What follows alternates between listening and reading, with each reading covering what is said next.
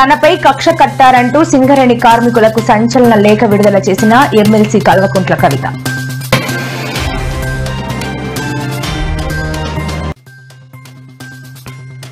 పులివెందుల్లో political heat, Jagan కు BTech Ravi మరోసారి సంచలన సవాల్.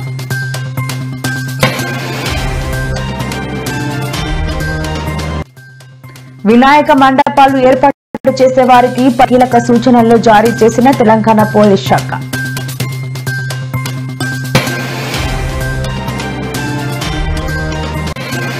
బస్తా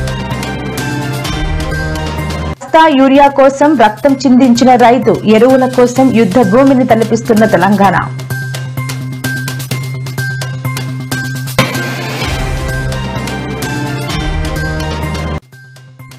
నేడు తిరుపతి కలెక్టరేట్ వద్ద తీవ్ర ఉద్రిక్తత, ప్రభుత్వం పెన్షన్లను తొలగించడంతో ధర్నా చేస్తున్న దివ్యాంగులు.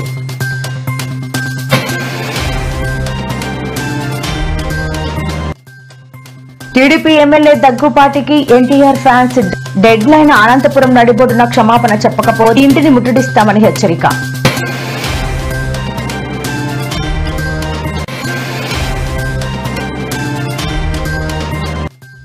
కర్నూలు జిల్లాలో విషాదం, ఒకే రోజు 6 విద్యార్థుల మృతి.